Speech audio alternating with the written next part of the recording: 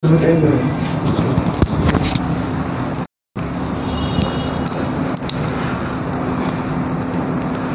আলাইকুম। আমি আব্দুল মালিক, সহকারী শিক্ষক, গণিত, আদিরাঙ্গাল হাই স্কুল। তো আজকে আমি তোমাদের ক্লাস 6-এর পাটিগণিত অনুশীলনী 1.4-এর এই ক্লাসটা নিব। বলে এইখানে আছে হলো 1.4-এ দেখো 17 পৃষ্ঠা থেকে শুরু, যেখানে আছে ভগ্নাংশ। যে ভগ্নাংশটা কি? বলে ভগ্নাংশ হলো যেটা খণ্ডায়িত অংশ, এটা হলো ভগ্নাংশ। যে খণ্ডায়িত অংশটা হলো ভগ্নাংশ। ভগ্নাংশ যদি আমি এটা সুন্দরভাবে সংজ্ঞায় লিখি, তাহলে ভগ্নাংশের সংজ্ঞা হবে যে পূর্ণতার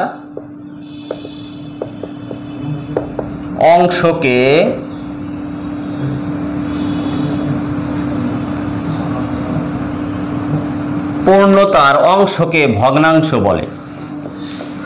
দেখো সংজ্ঞাটা অনেক ছোট,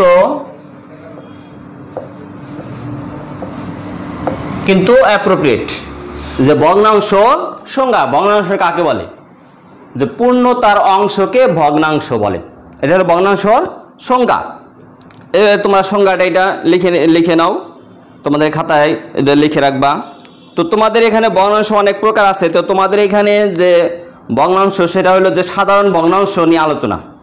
তো সাধারণ ভগ্নাংশ তোমরা যদিও পূর্ববর্তী ক্লাসে পড়ে আসছো, তারপর আমি শুধু জাস্ট একটু বলতে যেতেছি যে সাধারণ ভগ্নাংশ হলো 3 প্রকার। সাধারণ ভগ্নাংশ কয় প্রকার? 3 প্রকার। সাধারণ ভগ্নাংশ হলো 3 প্রকার। 1 নম্বর হলো, তোমরা জানো, এই জন্য আমি লিখতেছি না, একটা হলো প্রকৃত ভগ্নাংশ, আর হলো অপ্রকৃত ভগ্নাংশ, আর হলো মিশ্র ভগ্নাংশ। তো প্রকৃত ভগ্নাংশ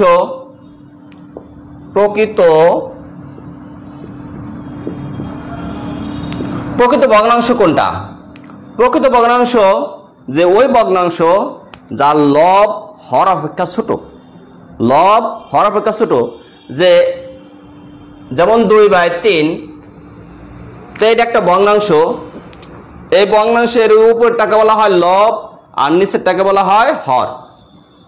উপরেরটা হলো লব, নিচেরটা হর। তো এই লব যদি হরের চাইতে ছোট হয়, তাহলে সেটা প্রকৃত ভগ্নাংশ হয়। যে 2/3, 2/3-এর চাইতে ছোট, তাই এটা একটা প্রকৃত ভগ্নাংশ। তো অনুরূপভাবে আমি যদি বলি তোমাদের যে আরো কয়েকটা প্রকৃত ভগ্নাংশ বলো, তো তোমরা বলবা যে 3/5, 7/8, এরকম ভাবে অনেক বলা যাবে। তো তোমরা এরকম ভাবে হয়তো বলবা। তাহলে এগুলা সবই হইল প্রকৃত ভগ্নাংশ। এগুলো সবই প্রকৃত ভগ্নাংশ। এবার আরেক প্রকার ভগ্নাংশ হইল অপ্রকৃত ভগ্নাংশ। অপ্রকৃত ভগ্নাংশ। অপ্রকৃত ভগ্নাংশ হলো যে লব হরের অপেক্ষা বড়। অপ্রকৃত কি বলে? অপ্রকৃত হলো লব হরের চাইতে যদি বড়, অর্থাৎ যেই ভগ্নাংশের লব হরের চাইতে বড়, সেটা হলো অপ্রকৃত। তাহলে অপ্রকৃত ভগ্নাংশ যদি আমি উদাহরণ বলি, এইটা যদি বলি, তাহলে 3/2, এটা হবে অপ্রকৃত। যে লব হরের চাইতে বড়, তাহলে এটা হলো অপ্রকৃত ভগ্নাংশ। অনুরূপভাবে এটা যদি লিখি, তাহলে 5/3, 8/7, এগুলো সবই হইল কি? এগুলো সবই অপ্রকৃত ভগ্নাংশ। এগুলো সবই অপ্রকৃত ভগ্নাংশ। তো বলছিলাম 3 প্রকার, 2 প্রকার গেল।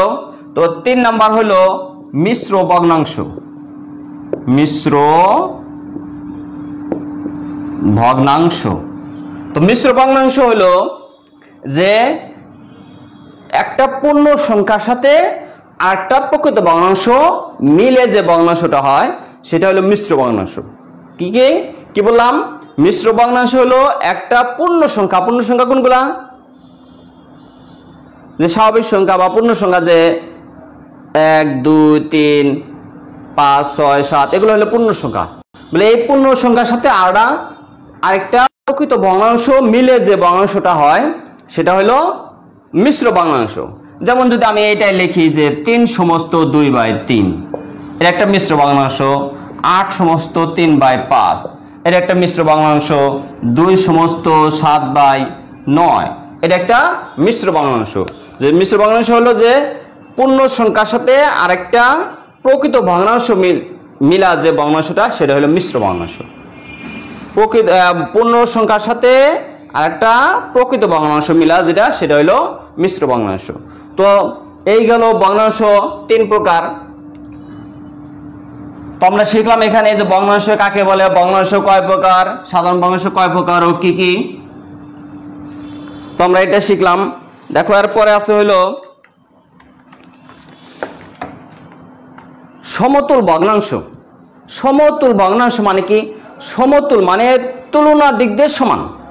সমতুল মানে যে তুলনা করলে সমান হবে, দুইটা ভগ্নাংশ তুলনা করলে সমান হবে, তাহলে সেটা হলো সমতুল ভগ্নাংশ। সমতুল ভগ্নাংশ, সমতুল ভগ্নাংশ।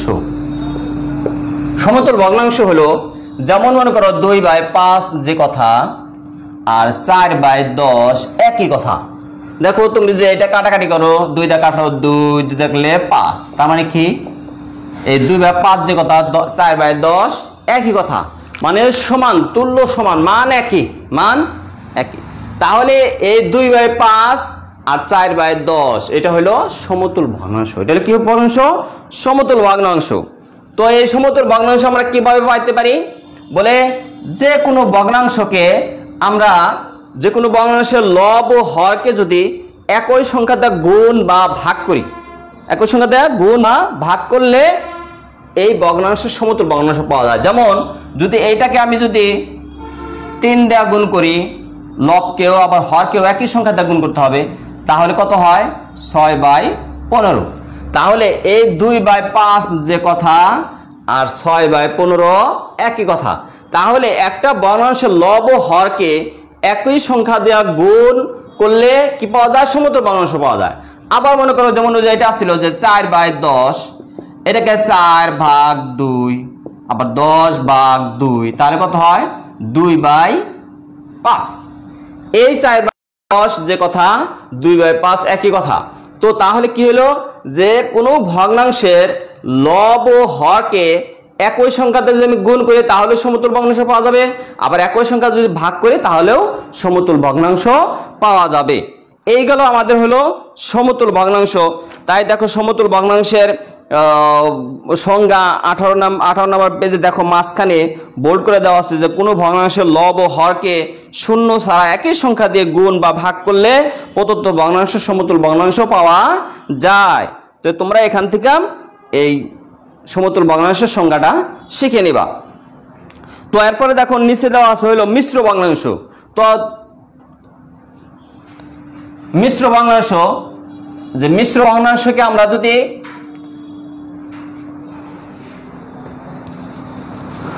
মিশ্র ভগ্নাংশকে সাধারণ ভগ্নাংশে যদি রূপান্তর করি, যে একটা মিশ্র ভগ্নাংশ যে 2/3/5 এটা একটা মিশ্র ভগ্নাংশ, এটাকে যদি আমরা সাধারণ ভগ্নাংশে যদি পরিণত করি তাহলে কি হবে? এই পূর্ণ সংখ্যা দিয়ে নিচের হরকে গুণ করে লব যোগ করতে হবে, যে 2 × 5 + 3, আর নিচে হর যা আছে তাই হবে।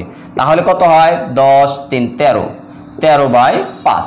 তাহলে 2/3/5 যে কথা আর 13/5 একই কথা। তুমি 13/5 রে 13 রে 5 দিয়ে ভাগ করো, দেখো আবার এটা 2/3/5 আসবে।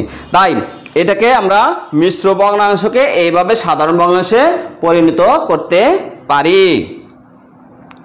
এবার আসতেছি 19 পৃষ্ঠা দেখো 1.12 ভগ্নাংশের তুলনা। ভগ্নাংশের তুলনা, ভগ্নাংশের তুলনা মানে কি? যে কোন ভগ্নাংশটা একটা আর একটা ভগ্নাংশের সাথে ছোট না বড় অথবা সমান। যেমন মনে করো যে রহিম করিমের সাথে কি কি হইতে পারে? যে রহিম করিমের হয় বড় হবে, না হয় ছোট হবে, না হয় সমান হবে। এটাই হলো তুল্য, তার দুজনের সাথে তুলনা, যে হয় রহিম করিমের সাথে বড়, না হয় রহিম করিমের সাথে ছোট, না হয় রহিম করিমের সমান। এই ভগ্নাংশেরও এরকম 3টা জিনিস আমরা দেখতে পারি। যেমন এখানে মনে করো তোমাদের বইয়ে মনে করো দেওয়া আছে 5/7 আর মনে করো 2/3, যে এই ভগ্নাংশটা 5/7 আর 2/3, তো এই ভগ্নাংশের মধ্যে এটা বড় না এটা বড়। এমনি কিন্তু আমরা সাধারণ চোখে যদি বলি তো আমরা কিন্তু আসলে বুঝতে পারতেছি না যে এইটা বড় না এটা বড়, না এটা ছোট না এটা ছোট, না ভগ্নাংশ দুটো সমান। তো এইটা বোঝার নিয়ম দুইটা আছে। তার মধ্যে প্রথম যে নিয়মটা এটাই সহজ, যে এই ভগ্নাংশের লবকে, প্রথম ভগ্নাংশের লবকে দ্বিতীয় ভগ্নাংশের হর দিয়ে গুণ করবা, প্রথম ভগ্নাংশের হরকে দ্বিতীয় ভগ্নাংশের হর দিয়ে গুণ করবা। তাহলে দেখো গুণ করো কত হয়, 5 গুণন 3 কত 15, আবার 7 গুণন 2 কত 14। তাহলে দেখো এইদিকে বড় হয়েছে 5 গুণন 3, 5 গুণন 3। তাহলে এই গুণের মধ্যে প্রথম ভগ্নাংশের লব আছে, তো প্রথম ভগ্নাংশের লব দিয়ে গুণ করার পরে যদি সেটা বড় হয় তাহলে প্রথম ভগ্নাংশটা হলো বড়, আর দ্বিতীয় ভগ্নাংশটা হলো ছোট, দ্বিতীয় ভগ্নাংশটা হলো ছোট।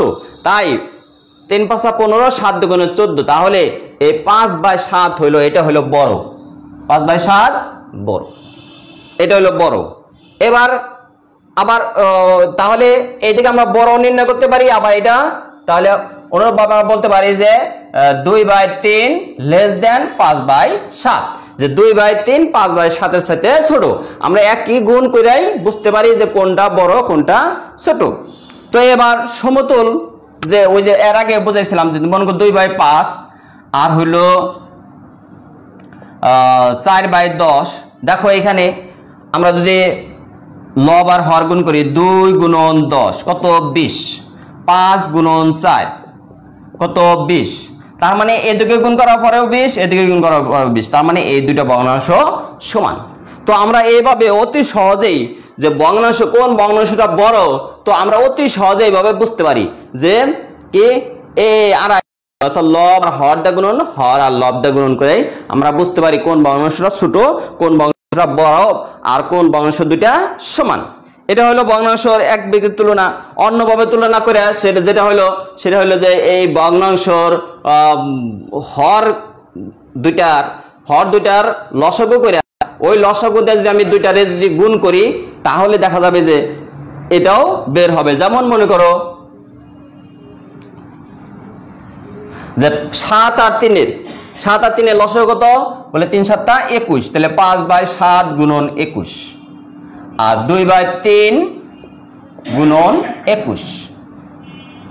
তাহলে এবার কাটাকাটি করো, 3 7, তাহলে কত হইলো 15, আর এটা হইলো 14। তাহলে কে বড় বলে 15 বড়। তাহলে এইভাবেও আমরা যে দুইটি ভগ্নাংশের হরের লসাগু করেও আমরা এরকম গুণ করে বুঝতে পারি যে এই ভগ্নাংশ দুইটার মধ্যে কোনটা বড় আর কোনটা ছোট। আর সহজ পদ্ধতি হলো এইদিকে গুণ করে, সরাসরি গুণ করে আমরা বুঝতে পারি কোন ভগ্নাংশটা বড়, কোন ভগ্নাংশটা সমান, আর কোন ভগ্নাংশ দুইটা সমান।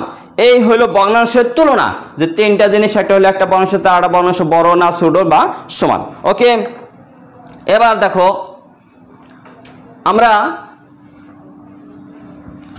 এটা তো ভগ্নাংশের যদি লব এবং হর যদি আলাদা আলাদা হয় তাহলে এভাবে নির্ণয় করব। কিন্তু যদি কোন একটা ভগ্নাংশ মনে করো 3/5, আরটা হইলো 4/5, তাহলে এই ভগ্নাংশ দুইটার মধ্যে কোনটা বড় কোনটা ছোট? যদি কোনো ভগ্নাংশের দুই বা যদি কোনো ভগ্নাংশের হর যদি একই হয়, তাহলে লব যেটা বড় সেই ভগ্নাংশটা হলো বড়, লব যেটা বড় সেই ভগ্নাংশটা হলো বড়। যে যদি কি হয়, হর যদি একই হয়, লব যেটা বড় ওই ভগ্নাংশটা হলো বড়। তাহলে এখানে আমরা দেখতেছি যে হর 5 সমান, কিন্তু লব এনে 3 এনে 4, তার মানে 4 বড়। তাহলে এই 4/5 হলো 3/5 এর সাথে বড়। তাই আমি বলতে পারি যে এখানে তোমাদের বইয়ে দেখো 19 নম্বরে মাঝখানে দেখো বোল্ড করে লেখা আছে যে দুটি ভগ্নাংশের হর একই হলে যে ভগ্নাংশের লব বড় সেই ভগ্নাংশটা বড়। যে কোনো ভগ্নাংশের হর যদি একই হয় তাহলে লব যে ভগ্নাংশ বড় ওই ভগ্নাংশটা হলো বড়। আর যদি থাকে যে মনে করো 4/6 আর হলো 4/8, এই দুটা ভগ্নাংশের মধ্যে কোনটা বড়? যদি কোনো ভগ্নাংশের লব যদি একই হয়, হর যেটা ছোট সেই ভগ্নাংশটা হলো বড়। ওটা কিন্তু যে কোনো ওটা বলছিলাম হলো হর সমান হলে লব বড় ওই ভগ্নাংশটা বড়। আর এবার বলতেছি যে লব যদি সমান হয়, হর যেটা ছোট ওই ভগ্নাংশটা বড়। কারণ একটা জিনিসকে তুমি 6 ভাগ করলা, আর একটা জিনিসকে 8 ভাগ করলা, তাহলে 6 ভাগ করলে ওই জিনিসটা বড় হবে, ওই জিনিসটা বড় হবে। যে একটা আমকে তুমি অর্ধেক করলা, যতটুকু পাইবা, একটা আমকে যদি 4 ভাগ করো তাহলে কি হবে, 4 ভাগের 1 ভাগ কম হবে, আর অর্ধেক কিন্তু বেশি হবে, অর্থাৎ 1/2। তাহলে 1/2 আর 1/4 এর মধ্যে বড় কে, বলে 1/2। তো অনুরূপভাবে 4/6 আর 4/8 এর মধ্যে এই বড় হইল কে, বলে 4/6। এই ভগ্নাংশটা বড়, যে এই ভগ্নাংশের লব একই কিন্তু হর হইল 6, হর 8 এর চাইতে ছোট, তাই এই ভগ্নাংশটা হলো বড়। তা আমরা এইভাবে বড় চিহ্ন দিলাম। তো এইভাবে দেখো যে নিচে তোমার 19 পৃষ্ঠার নিচে আছে যে দুটি ভগ্নাংশের লব একই হলে যে ভগ্নাংশের হর বড় সেই ভগ্নাংশটি ছোট। উল্টা কথা বলছি, যে হর বড় ওটা হলো ছোট, আর আমি বলছি হর ছোট ওই ভগ্নাংশটা হলো বড়। ওকে, এবার দেখো উদাহরণ 2, তোমাদের ক্লাস 5 এ ওগুলো করে আসছো যে ভগ্নাংশগুলোকে মানের ঊর্ধ্বক্রম অনুসারে সাজাও, অধক্রম অনুসারে সাজাও। তো কি করছো, যে নিচের সংখ্যাগুলার হরগুলার লসাগু করছো, লসাগু করে ওই লসাগু করে হর দা ভাগ করে যা হয়েছে ভগ্নাংশ উপর নিচে গুণ করে দেখছো যে দেখো যে এভাবে করছে, দেখো যে লসাগু করছে, দেখো 8, 16, 24 এর লসাগু করছে 48, সেখানে প্রথম ভগ্নাংশ লেখা। তো এরকম ভাবে তৃতীয় ভগ্নাংশ লিখছে, লেখা সমহর বিশিষ্ট ভগ্নাংশ করার পরে বলে লব যেটা বড় সেই দিকে চিহ্ন দিয়া কি করছে, মানের ঊর্ধ্বক্রম, ঊর্ধ্বক্রম মানে ছোট থেকে বড়। এটা কিন্তু তোমাদের পরীক্ষা, আমরা যখন পরীক্ষা অনেক সময় আসে খাতা দেখি, তো তোমরা অনেক সময় উল্টা করো, যে বলে অধক্রম অনুসারে তোমরা কি সাজাও, যে ছোট থেকে বড়ই সাজাও। না, ঊর্ধ্বক্রম মানে আস্তে আস্তে ঊর্ধ্বের দিকে যাবে, ক্রমান্বয়ে ঊর্ধ্বের দিকে যাবে, মানে ক্রমান্বয়ে বড় হতে যাবে, বড়। এই জন্য ঊর্ধ্বক্রম মানে ছোট থেকে বড়, আর অধক্রম মানে বলে না দিন দিন নিম্ন দিকে যাইতেছ, অধক্রমে যাইতেছ, তার মানে কি নিম্ন আস্তে আস্তে নিচের দিকে যাওয়া। তো অধক্রম মানে বড় থেকে ছোট, মনে রাখবে কিন্তু অধক্রম মানে বড় থেকে ছোট, আর ঊর্ধ্বক্রম মানে ছোট থেকে বড়। তো এই ঊর্ধ্বক্রম আর অধক্রম এটুকু মনে রাখলে আর বাকি অংশটুকু এটুকু আমার মনে হয় তোমরা পারবা। এজন্য আমি দেখো তোমাদের এইটুকু একটু স্কিপ করে গেলাম, তো তোমরা এটা একটু দেখে নিবা। তো আমরা ভগ্নাংশের যোগ বিয়োগ, ভগ্নাংশের যোগ বিয়োগ যেমন মনে করো এইটাই, যে এই ভগ্নাংশ যদি যোগ বিয়োগ, যেটা যদি আমি যোগ করি যে 4/6 যোগ 4/8, তো এটা আমরা কি করব, বলে প্রথমে ভগ্নাংশের হরগুলোর লসাগু বের করব। যে 6 আর 8 এর লসাগু, 6 আর 8 এর লসাগু কত, বলে 24, 6 আর 8 এর লসাগু 24, বলে 24। তারপর কি করব, বলে এই প্রথম ভগ্নাংশের হর দিয়া এই 24 ভাগ করব, ভাগ করার যে ভাগফল হলো সেটা দিয়া এই লবকে গুণ করব। তো অনুরূপভাবে ওই যে চিহ্ন থাকবে সেই চিহ্ন দেব, আবার 8 দিয়া 24 কে ভাগ করব, 3 বার যায় 3 দিয়ে আবার লবে গুণ করব।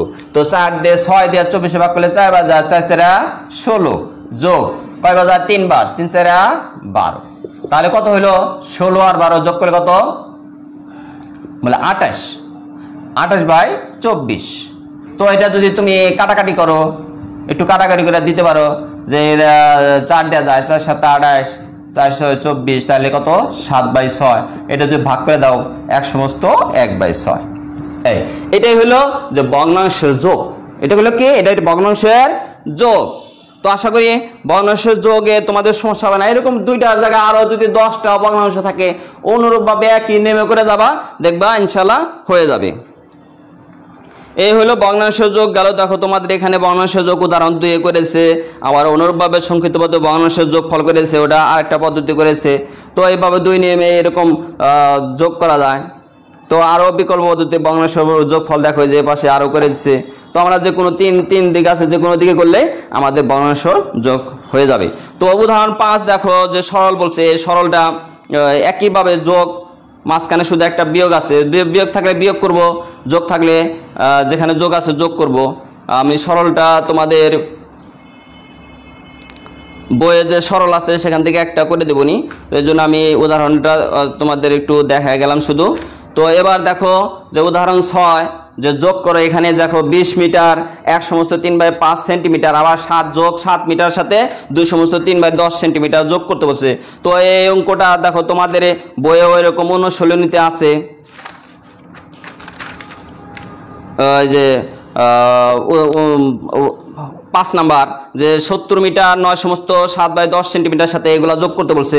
তো আমরা এটা কি করব যে প্রথমে পূর্ণ সংখ্যাগুলো যোগ করে নেব, এক পাশাপাশি নেব, যে 20 মিটার আর 7 মিটার এই দুটো যোগ করব আর ভগ্নাংশগুলো যোগ করব। তো ভগ্নাংশগুলো যোগ করে তারপরে আমরা হলো অ্যানসার নামা দেব। তো এটা আমরা হলো এই উদাহরণ 6 এর নিয়মে আমরা কোনটা করব, আমরা অনুশীলনীর 5 করব। তো তারপরে দেখো উদাহরণ 7 আছে যে কোনো ব্যক্তি এত মিটার পথ হেঁটে, এত মিটার পথ রিক্সা এবং এত মিটার পথ বাসে গেলেন, তিনি মোট কত পথ অতিক্রম করলেন। তিনটা শুধু যোগ। তো আমরা প্রথমে এরকম মিশ্র ভগ্নাংশকে আমরা সাধারণ ভগ্নাংশে পরিণত করার পরে তারপর আমরা হলো এই নিয়মে কি করব, যোগ করব। এই হলো আমাদের উদাহরণগুলো, মোটামুটি আমাদের বেসিক যে জিনিসগুলো ছিল এগুলো আমাদের শেষ হলো। তো এখানে দেখো অনুশীলনী 1.4 এর ভিতরে যা আছে, তো আমি একটু আগে তোমাদের শিখাইছি যে নিচের ভগ্নাংশ যুগল সমতুল কিনা নির্ণয় করো, নির্ধারণ করো। তো আমরা এনে দুইভাবে করতে পারি, যে 1 নাম্বার একের ক দেখো আছে হইলো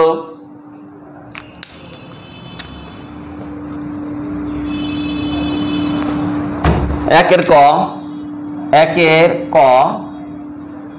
ক আছে যে 5/8 আর হলো 15/24 বলে এই ভগ্নাংশ। তাহলে আমরা কি করব, যে প্রথম ভগ্নাংশের লব দিয়া দ্বিতীয় ভগ্নাংশের হরকে গুণ করব, প্রথম ভগ্নাংশের হর দিয়া দ্বিতীয় ভগ্নাংশের লবকে গুণ করব। গুণ করে দেখবো যে কোনটা বড়, তাহলে সেটাই ওই ভগ্নাংশটা হবে বড়। যেমন মনে করো যে আমি সংক্ষেপে করে দিতেছি যে 5 আর 24 গুণ করলে কত হয়, বলে 120। আর 8 আর 15 গুণ করলে কত হয়, এটাও 120 হয়। তাহলে দেখো 5 আর 24 লব দেওয়া হর গুণ করলে 120, আবার হর দেওয়া লব গুণ করলে 120। তাহলে 120 আর 120 যেহেতু সমান, তাই এই ভগ্নাংশগুলো সমান। তাই বলছে যে নিচের ভগ্নাংশযুগল সমতুল কিনা নির্ধারণ করো। তাহলে এই ভগ্নাংশযুগলটা সমতুল মানে সমান। তো অনুরূপভাবে তোমরা বাকি দুইটা নিজেরা করে নিবা। তো তারপর নিচের ভগ্নাংশগুলোকে সমহর বিশিষ্ট ভগ্নাংশে প্রকাশ করো। সমহর বিশিষ্ট ভগ্নাংশে প্রকাশ, সমহর মানে কি, যে হরগুলা সমান। সমহর মানে হরগুলা সমান করতে হবে। দেখো এখানে হর বিভিন্ন আছে, যেমন সমহর বিশিষ্ট ভগ্নাংশ করার যে কথা, আর ভগ্নাংশগুলোকে মানের ঊর্ধ্বক্রম আর অর্ধক্রম অনুসারে সাজানো একই কথা। যেমন 2 এর ক আছে যে 2/5, 7/10, 9/40। তো এই অঙ্কটা আমরা কি করব, বলে এই অঙ্কটা আমরা প্রথমে করব যে যেখানে ভগ্নাংশ গুলোর হর কি 5, 10, 40, এই হরগুলোর ভগ্নাংশগুলোর হর এত এত এর লসাগু। এর কি বের করবো, প্রথমে বলে লসাগু বের করবো। তাহলে 5, 10, 40 এর লসাগু তোমরা যখন এই যে এভাবে করবা 5, 10, 40 এভাবে লসাগু করবা, দেখবা এটা লসাগু আসবে হইলো 40। কত আসবে, বলে 40। তাহলে এখানে ভগ্নাংশগুলোর হর 5, 10, 40, 5, 10, 40 এর লসাগু হইলো কত, 40। এই প্রথমে ভগ্নাংশ লসাগু বের করলাম। তারপরে কি করবা, বলে দেখবা এখানে প্রথম ভগ্নাংশ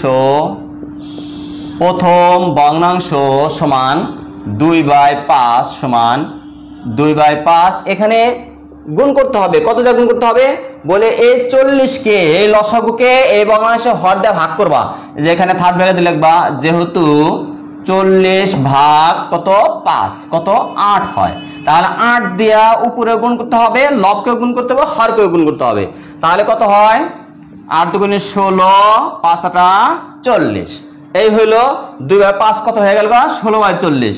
এবার দ্বিতীয় ভগ্নাংশ হলো কত, 7/10 সমান, তাহলে 7/10 লিখে নিলাম। এখন কত দিয়ে গুণ করব, তাহলে 40 ভাগ নিচে আছে কত, হর 10, তাহলে কত হয় 4। এই 4 দিয়ে উপরে নিচে গুণ করবো, তাহলে 4 এনেও 4, তাহলে 4 7 28 আর 4 10 40। এই দেখো অলরেডি দুইটা কিন্তু ভগ্নাংশ হর দুইটা কিন্তু সমান হয়ে গেছে। এবার তৃতীয় ভগ্নাংশ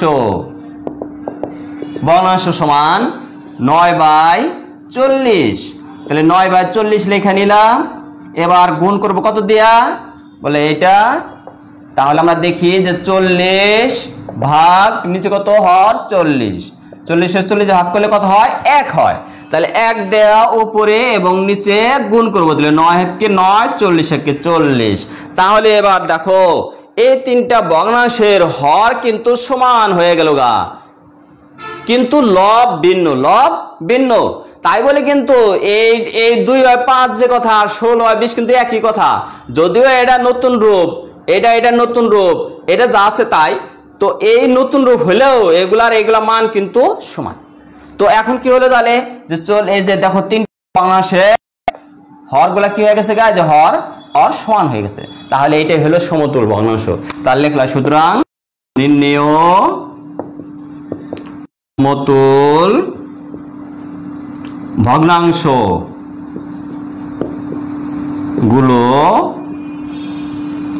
তাহলে কত 16/40 28/40 9/40 ওকে তাহলে আমার মনে হয় এই সমহর বিশিষ্ট ভগ্নাংশ তোমাদের মনে হয় করতে সমস্যা হবে না আমি আশা করি তো এই হলো বাকিটা তোমরা নিজেরা বাসায় করে নিবা তারপরে 3 নাম্বার দেখো নিচে ভগ্নাংশগুলো মানে ঊর্ধ্বক্রম অনুসারে সাজাও বলে মানে ঊর্ধ্বক্রম অনুসারে সাজাইতেও অনেক কি করতে হবে এরকম আগে সমহর বিশিষ্ট সমহর এখানে সমতুল না তো সমহর বিশিষ্ট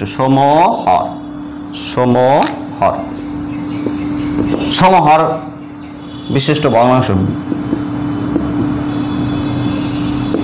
সমহর নির্ণয় সমহর বিশিষ্ট ভগ্নাংশগুলো হলো এটা তো এই ভগ্নাংশের মানের ঊর্ধ্বক্রম অনুসারে সাজাতেও কিন্তু আমাদের প্রথমে কি করতে হবে সমহর বিশিষ্ট ভগ্নাংশ করতে হবে তারপরে দেখা যায় যে এই ভগ্নাংশের মধ্যে লবের মধ্যে 28 বড় যে আমরা লিখবো যে 28 গ্রেটার দেন 16 গ্রেটার দেন ঊর্ধ্বক্রম তো তাহলে ছোট থেকে বড় লিখতে হবে ঊর্ধ্বক্রম তা আমরা লিখবো প্রথমে সবার ছোট 9 তারপরে 16 তারপরে হলো 28 তাহলে এখন এই যে এই 9/40 16/40 28/40 তাহলে এই ক্রমান্বয়ে ও ছোট তারপর বড় ও তারপর বড় এটা হলো মানের ঊর্ধ্বক্রম অনুসারে সাজানো তো এর পূর্ববর্তী ক্লাসে কোর্স বিদায়ী আমি আগেই বলছিলাম যে মানের ঊর্ধ্বক্রম অনুসারে এবং অধক্রম অনুসারে আমি করে দেব না তোমরা এটা নিজেরাই হোমওয়ার্ক করবা আর যোগ তো আমি এর আগে উদাহরণ একটা দেখাচ্ছি ওটার মতো যোগ করবা আর এই যে 5 এর বড় ঘ এটা উদাহরণ এই যে 6 এর মতো করে তোমরা যোগটাও করে নিবা বিয়োগও একই বিয়োগ আমি করে দেব বলছিলাম সরল একটা করে দেব দেখো সরল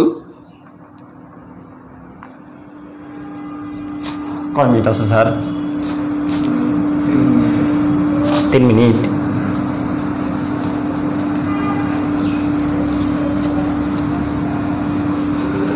তো দেখো আমি একটা সরল করে দিতেছি যেমন 7 এর ক কত আছে 7 বিয়োগ 3/8 যোগ 8 বিয়োগ 4/7 তো তোমরা যদি এই সরলটা যদি সরাসরি পূর্ণ সংখ্যা এক জায়গায় না করে যদি তুমি সরাসরি একদম যে 8 আর 7 এর লসাগু হলো 7টা 56 হলো লসাগু এবার 7 দিয়ে 56 এর গুণ করো তাহলে 6 7 42 5 7 35 বিয়োগ 7 বাজায় 3 7 21 যোগ 56 দিয়ে 8 6 48 আর হলো 5 40 448 আর বিয়োগ 8 বার যায় তাহলে 4 32 এবার যোগের এক জায়গায় করো বিয়োগের এক জায়গায় করো তাহলে যোগ কত এটি আর এটি যোগ করো 8 2 10 5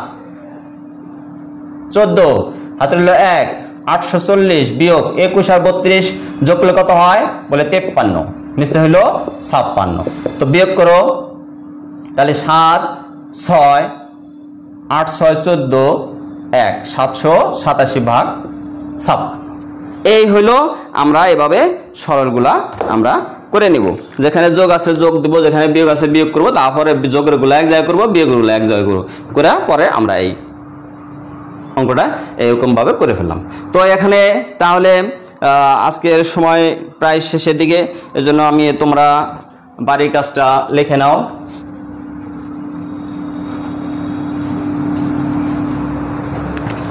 তো দেখো বাড়ির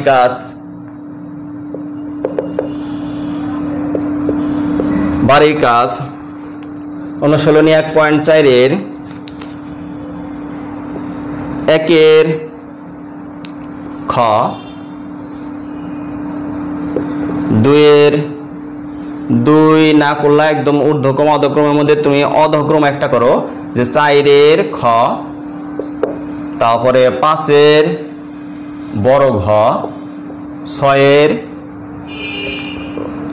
গ, আর হলো 7-এর খ।